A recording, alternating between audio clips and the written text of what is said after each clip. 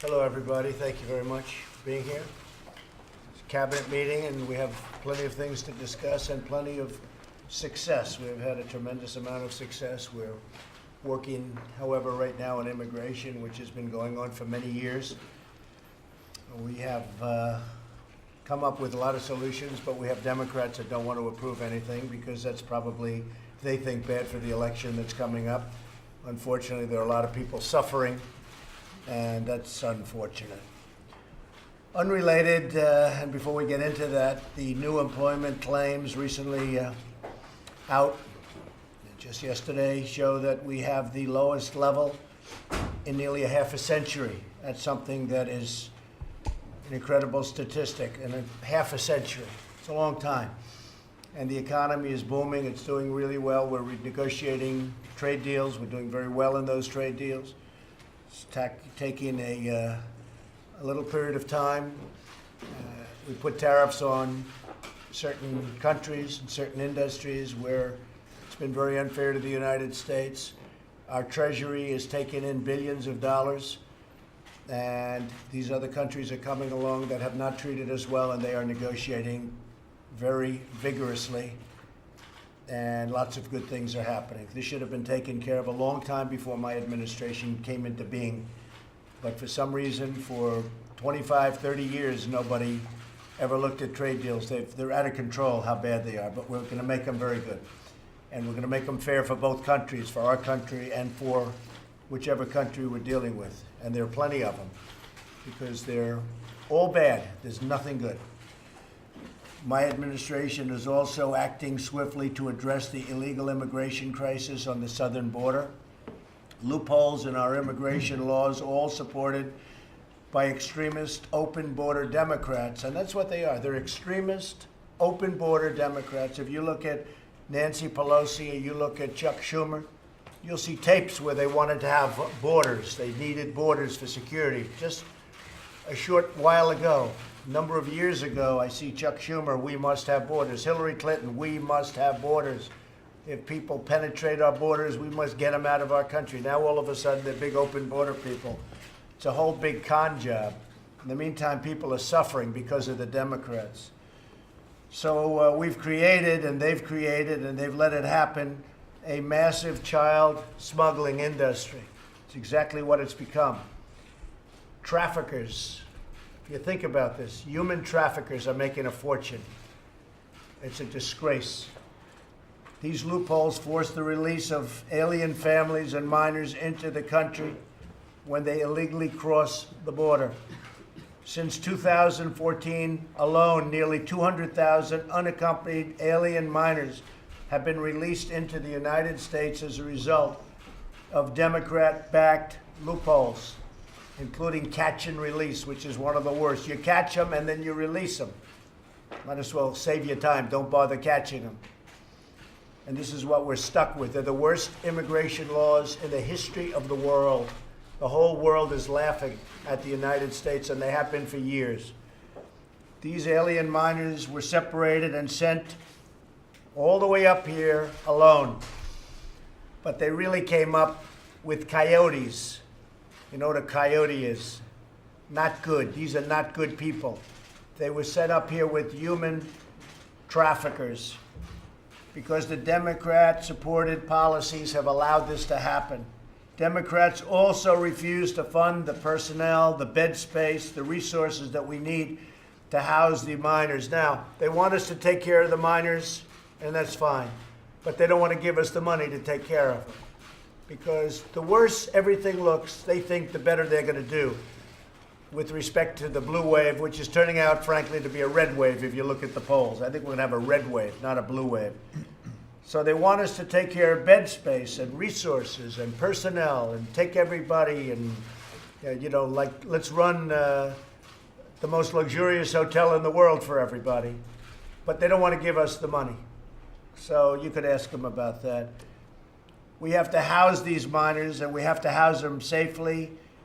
And frankly, we have to house them, and we should be taking good care of them, and then we should return them back home. That's what we have to do. But every time we ask for resources, the Democrats say no. They say no to everything. They're obstructionists because they think that's good politically. I think it's bad politically. For them, I think it's bad politically. We'll see. In addition, Democrat and court-ordered loopholes prevent family detention and lead to family separation, no matter how you cut it. I signed a very good executive order yesterday, but that's only limited. No matter how you cut it, it leads to separation ultimately. I'm directing HHS, DHS, and DOJ to work together to keep illegal immigrant families together during the immigration process and to reunite these previously separated groups. But the only real solution is for Congress to close the catch and release loopholes that have fueled the child smuggling industry. The Democrats are causing tremendous damage and destruction and lives by not doing something about this. And they know that. They know that better than anybody up there with a pen.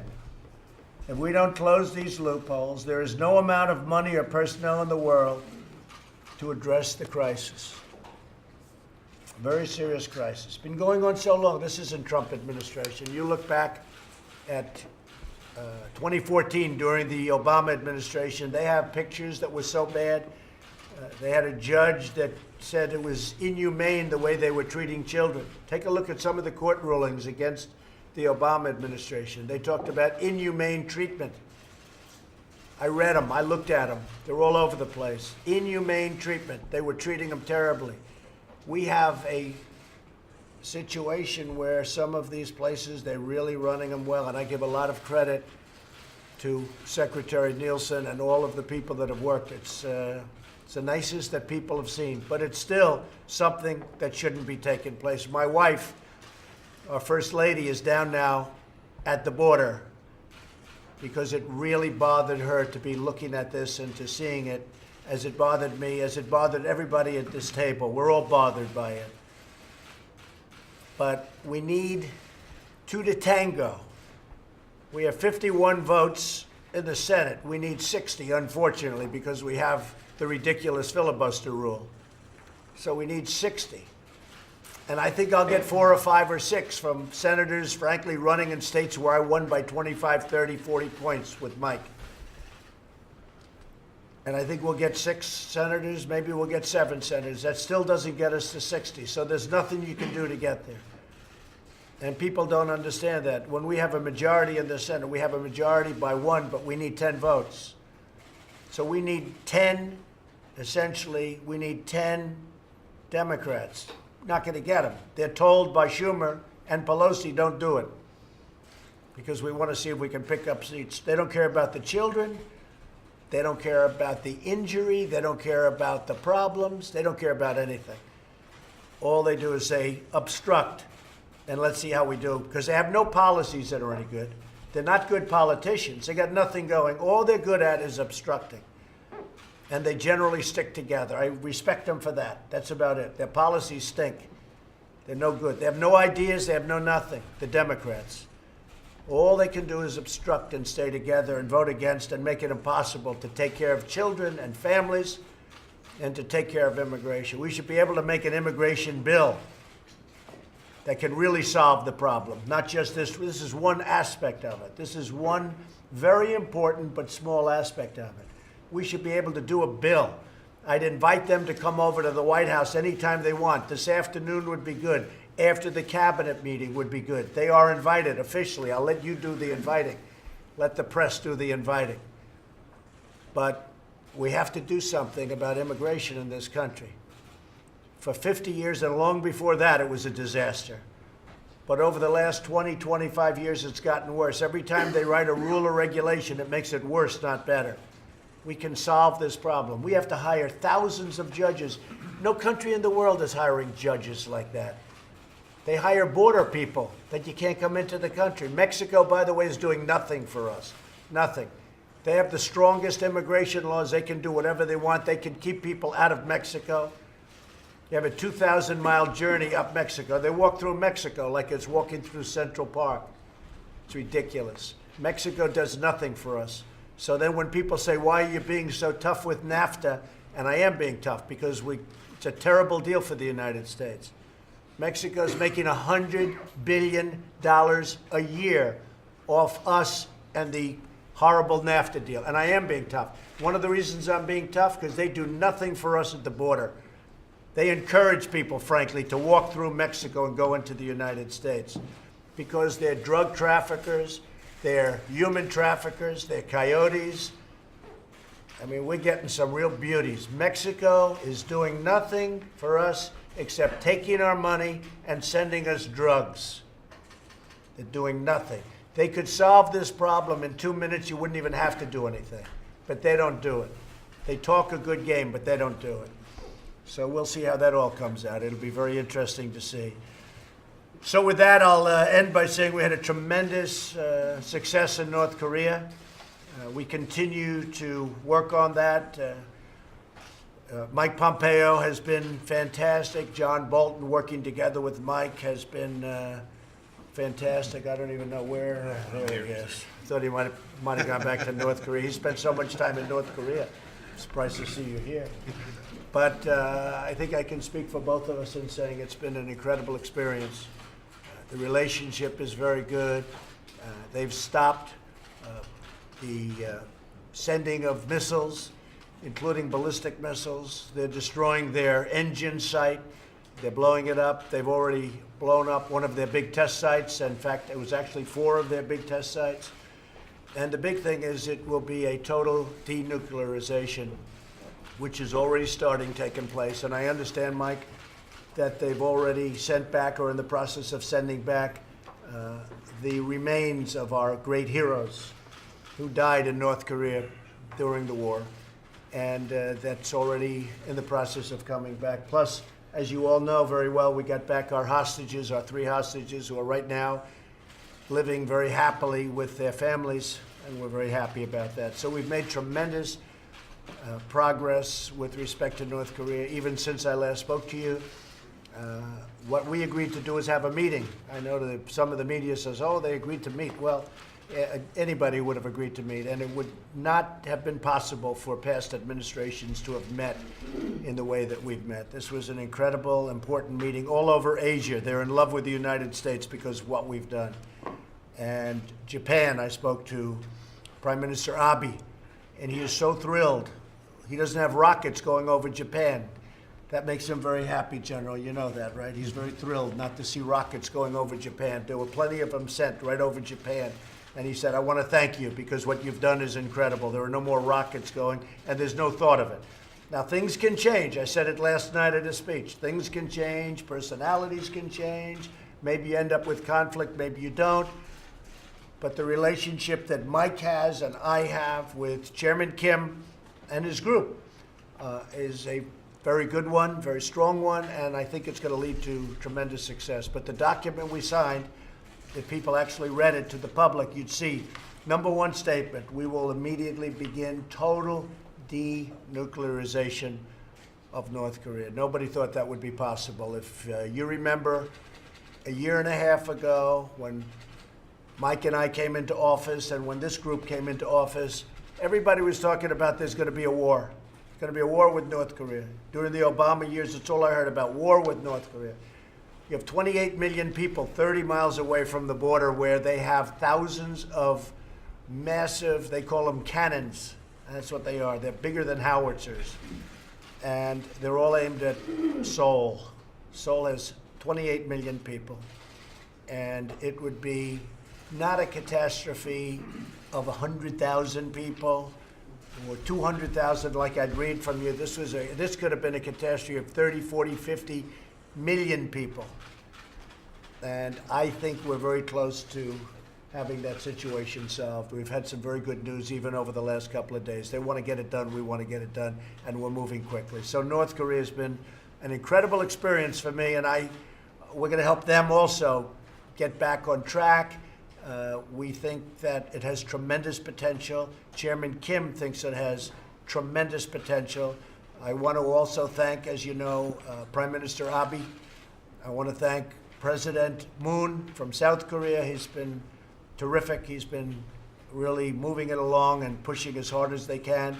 But without the United States, it had no chance whatsoever. I also want to thank President Xi of China, because the border was very strong during a very critical period. Unfortunately, the border is getting a little bit weaker now, but that's okay. That's okay. But we have to get him to keep it tough. But I do want to thank President Xi of China. So with all of that, we're having tremendous numbers, tremendous economic success. I think we're having the most successful period of time economically, perhaps in our country's history. GDP numbers have been great, but the ones that are coming out, I'm really looking forward to seeing them. I think you're going to see numbers. I just see the activity. I see the business yesterday. And last evening was really, that was an incredible evening that we spent. That was, to me, just an incredible evening. A lot of you were there. I see a lot of the faces. A lot of you were there.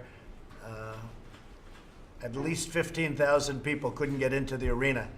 And the arena was big. It held 9,000 people, but sadly 15,000 people couldn't get into the arena. But it was a very special evening, and people had a good time, but they also heard a lot. So I want to thank everybody very much. Mick Mulvaney is going to be giving a little report. You can do it in front of the media. Would the media like to hear Mick Mulvaney's report, or would you find it extraordinarily boring and therefore not fit for camera? I don't know. Would you like to hear it? Yes. All right, it'll be good. And why don't we do this? We'll say grace afterwards, Mike, and we'll do Mick, and then we'll say grace. We don't necessarily have to do that in front of the cameras, okay? All right, Mick, go ahead, please. I'm going to try really hard to make this not boring, Mr. President. Mr. President, a lot of folks around this table have worked a long time, almost since you took over, to show you what's, to get you where you are today at this meeting. I call this the Drain the Swamp Cabinet meeting. I know we talked about that during the campaign. You've talked about it since you've been here. Today is we're introducing the actual actions that follow up on those words to show people what we meant when we said drain the swamp. Later on, after the press leaves, you'll hear from Andrew Bremberg, Administrator McMahon, and I think Mr. Hargan on the executive order dealing with civil service reform. What I want to talk about is the government reorganization, very, very briefly. When we got into this, one of the things we learned was that it has been almost 100 years since anybody really reorganized the government at this type of scale. It's been since FDR and his New Deal, where he changed the way the government worked, and we haven't changed it very much since then, which means we're almost 20% into the 21st century, but we're still dealing with a government that is from the early 20th century. This leads, Mr. President, to some bizarre results. In fact, the stories, you don't know where to start. Right now, because of the Byzantine nature of the way that we regulate in this country, if you have a cheese pizza, you make a cheese pizza, that is governed by the United States Department of Agriculture. No, it's the other way around. I always get these backwards. If you make a cheese pizza, it's governed by the Food and Drug Administration. If you put a pepperoni on it, that's governed by the USDA. If you have a chicken, it's governed by the USDA. If that chicken lays an egg, it's governed by the FDA. But if you break the egg and make it into an omelet, that is now covered again by the USDA. If you have an open-faced roast beef sandwich, that's one or the other. But you put the bread on top of it, it's the other one. A hot dog, the hot dog meat is governed by one. You put it in a bun, it's governed by another. One of my favorites, if you have a saltwater fish, you have a salmon, and it's in the ocean, it's governed by the Department of Commerce. Once it swims upriver, it's governed by the Department of Interior, and to get there, it has to go up a fish ladder governed by the U.S. Army Corps of Engineers. This is stupid. This makes no sense. And by the way, that was incredibly sad. I think you should put that on television, not what I said. That was very, what you said, that was very good. good. Dealing with the small businesses. A long time ago when I was 15 years old, I worked in a freezer for a guy that made frozen pizzas, right? Put yourself in that guy's business, and one day he's making cheese pizzas, and in the afternoon he's going to make pepperoni. He's got an entirely different federal agency to deal with, an entirely different process. It just simply doesn't make sense. So we're going to try and fix it. I want to go through a couple of examples today. I've asked Scott to sort of step aside to go over just one or two. A couple of them have made the press. We talk about this later, about the Department of Education and the Department of Labor being merged. We think that makes tremendous sense because what are they both doing? They're doing the same thing. They're trying to get people ready for the workforce. Sometimes it's education, sometimes it's vocational training, but they're all doing the same thing, so why not put them in the same place? This goes back to the work that I think Ivanka did very early on job training, when we learned that we had, in fact, we don't even know how many job training programs we have. Some people think there's 40, some people think there's 46, some people think there's 47. We get it down to 16, and we put it all in one place, so that if you're not happy, or the next president is not happy with the way it's going, you don't have, right now, 16 different people around this table have workforce training programs in their agencies. If something is going wrong, you're going to come to me and say, Mick, why aren't you doing it? I'm going, no, that's Scott Pruitt's fault, and that's Betsy DeVos's fault. When everybody's in charge, nobody's in charge. And we're solving that by putting ed and labor together and making them responsible and them accountable. The other two things I want to talk about, two of my favorites, and examples of how we think we can improve things. Everybody, Democrats, Republicans, local government, state government, you, me, from the private sector, have horror stories about the U.S. Army Corps of Engineers. They perform some absolutely critical functions, Mr. President. There's no doubt about it. But over the course of the last century, their role has continued to creep and creep and creep, and we can do better. So the proposal today, you'll see, makes some important changes to the Army Corps of Engineers. The thing that is stuff that is really defense, and there's still things that Army Corps does that is defense. They stay there, and they should. The things that the Army Corps does that actually help defend the nation will stay where they belong, which is at the Department of Defense. But if we deal with the environment, and a lot of what they do deals with the environment, they deal with environmental mitigation and so forth, that goes over to the Department of the Interior, because y'all are really good at that. Similarly, ports, deep water ports, our lock system. That's not, it used to be a military thing 100 years ago. Now it's Elaine Chao at Department of Transportation because it's a transportation item. We think it's a much more efficient layout, and it ties in with what you talked about, how about streamline our permitting process. And goes along with what Mr. Zinke's doing at the DOI to try and centralize. So there's one point of contact. You want to get a permit, you go to one federal agency. This is going to help that. Down here, we've talked a little bit about that one food safety thing. Right now, it's at FDA, USDA, a couple of places. We move all that into the USDA. Why? Because they're really good at it. It's not to say the FDA isn't, but wouldn't it be nice to have one place where people can go to get answers, to get results, to get permits, and to deal with regulatory affairs. At the same time, in all fairness, and Secretary Perdue would tell you this, there's things that USDA doesn't do as well as other agencies. So that's why housing, and they have a big housing component. Why wouldn't that be better off at housing and urban development? So we propose to move that to HUD. Similarly, for years they've handled the food stamp, the SNAP program. That makes absolutely no sense at all. HHS is uniquely set up to handle that. So we moved that and some other means-tested welfare programs over into HHS and to have it centralized so that we can deal with it. No one's ever tried it at this scale, Mr. President. President Clinton tried it a little bit. A couple other presidents have tried it, but no one's ever done it at this scale. And importantly, no one's ever followed through on it. No one's ever given the time commitment that these people around the table have given for the last year and a half. And no one's ever come up with the really big ideas like this. The stuff that President Clinton came up are peanuts compared to this. And every time someone comes to me and says, well, that's okay, this is never going to happen. This is great ideas, Mulvaney, but this doesn't have a chance. A couple of different things one of the biggest ideas, the Department of Education and Labor merger actually doesn't get involved in jurisdictional battles on the Hill. One committee on the Hill handles those things now. Congress is actually ahead of us on this, which is really difficult to say. So there's a chance that we actually can get that done. But even if we don't get it done now, this is the generational kind of stuff that I think you asked us to do when you came to office. When Ronald Reagan said that government wasn't the solution, it was the problem, okay? It took 15 years after that for Bill Clinton to go on TV and say the age of big government is dead. This is a generational thing. Is this going to happen overnight? No. Some of it can, because some of the stuff we can do by ourselves on a regulatory fashion through the administrative process. Other stuff is going to take longer, but this is the stuff that's worth fighting for, and it won't get done unless somebody takes those first steps, which is what we're doing today. So thanks for not only for giving us the time to do this, but the encouragement to do this, because it really helped to go back and say, look, push harder, push harder. This is important to the president. This is what he talked about when he said drain the swamp. And this is where we can show the people that voted for you, and even the people that didn't vote for you, that you care about good government and that we're going to make things a lot better. So anyway, that's all I got. That was a great job, Mick. I thank you very much. And I think really terrific, actually. I want you to write down that one little anecdote if you would. All right? I think they should give it a big report. I'd like to ask Secretary of State, who has been incredible, by the way, Mike Pompeo, to give us a little additional update on North Korea. So important. Well, two things, Mr. President. Since June 12th, now a week and a day, we've made significant progress. Importantly, not only are allies most directly affected, the South Koreans, the Japanese, the Chinese, but a broader circle than that. I've talked with the Brits, the Australians, talked with other Europeans. Each of them understands that we have fundamentally set a course that has the opportunity to change humanity. And they're all on board, they're all working, they're all supportive of our theory of continuing the sanctions until we're complete. And so we have got a unified world to join Chairman Kim. I was there when he said it. He made a personal commitment. He has his reputation on the line in the same way that we do, that says we're going to create a brighter future for North Korea and we're going to denuclearize just as quickly as we can achieve that. And so I'm working hard, Mr. President, though I'm sure there'll be bumps along the way. But I'm confident that we can get the world to unite behind this incredibly important mission. You did a hell of a job, I'll tell you what.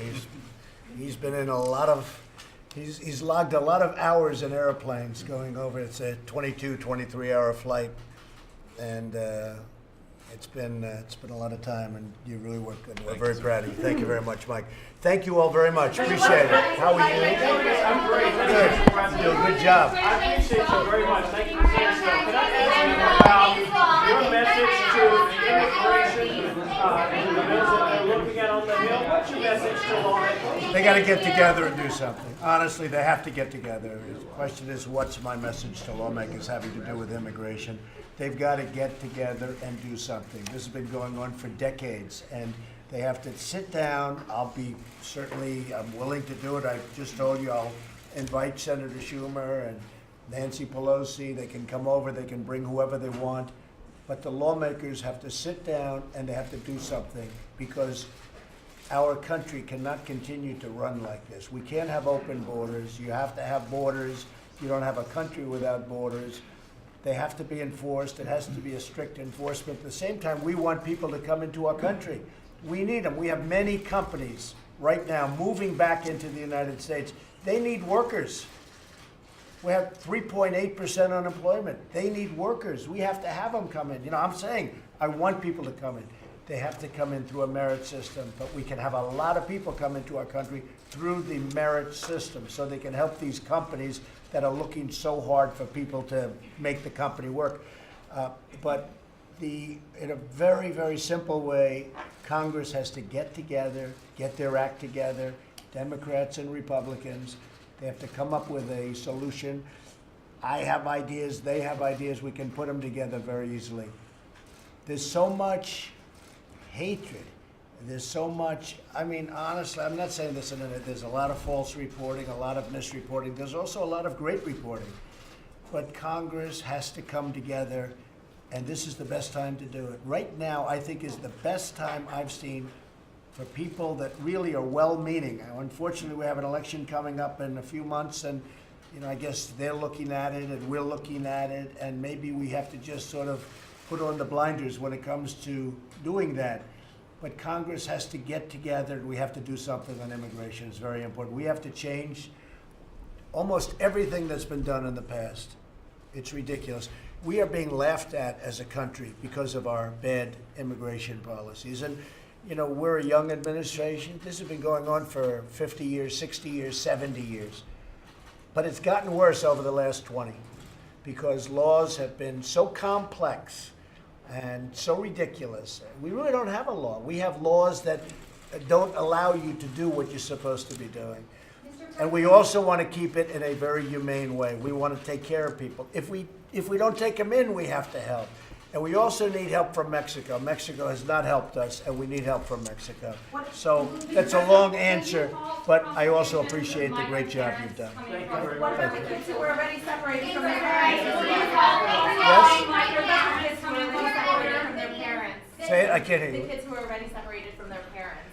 Well, we want to put them together. We don't want to have children separated from their parents. You have to understand, you gave an example yesterday of 12,000 children. Of the 12,000, 10,000 came up either alone, they weren't necessarily young children, but either alone, or they came up with traffickers and coyotes.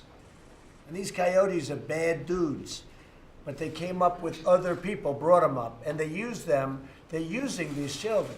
That's 10,000 out of the 12. Of the 2,000, a lot of the people, when they came in with their children, this is their third, fourth, fifth time trying to come into our country. So this is not a perfect situation. This is very bad. Now, port of entry, if you go to a port of entry, it works out very nicely. They've been doing a very good job, but they don't want to come in through the port of entry. That's called doing it the legal way. But many of the people in the 2,000 category, you're talking about 2,000 children, those are people that have tried to come into our country many times the same way. They don't want to go into the port of entry. Usually that's for a very bad reason. Why don't they want to go in legally? So you have to ask yourself that question. So you have a situation that is ripe for Congress to get together and come up with a solution. And I am ready, willing, and able to help, and ready, willing, and able to take this pen right here and sign very quickly. Zero tolerance still exists though? Or are you suspending zero If tolerance? we took zero tolerance away, you would be overrun you'd have millions of people pouring through our border. If you took zero tolerance away, everybody would come right now. They'd be getting their little belongings, unfortunately, and they would be heading up. You would have a run on this country the likes of which nobody's ever seen.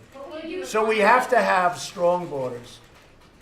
Frankly, the wall in terms of drugs, in terms of keeping certain people out that we don't want in this country, the wall is imperative. We have to have the wall. We've started the wall. We have $1.6 billion. We're fixing tremendous amounts of wall where it's been overrun. But we have to come up with a solution. I would consider it, whether it's North Korea, whether it's so many other things. You have a lot of things. Look, I've been given a very tough hand because I came up here, we had an economy that was going down. We had an Iran problem. We had a Middle East problem. Take a look at what was going on in the Middle East. It's a lot better now. You're a lot smoother right now than anything you heard over the last 8 years. But we were given a lot of bad cards. One of the bad cards, we're given this immigration mess. And it was made worse by all of the different contradicting laws that have been passed. So we're going to work very hard with Mike Pence and with everybody else in this room. We're going to work very hard to see if we can solve the immigration problem. But we need Democrats to be able to do it. If they're going to obstruct, it can't be done because the Republicans don't have the votes. Now, I think we're going to win additional Senate seats. That will help us a lot. But unless we get additional Senate seats and unless we keep the House more or less like it is right now, you're not going to be able, unless the Democrats are serious and they want to come along and they want to get immigration work done. We can do something that's going to be historic. We can do something that will be historic, and we can get it done. I am ready. I'm here. All of these people, these are very talented people. We're all ready. We're all here. We need votes from the Democrats or nothing can pass. Thank you all very much. Thank you.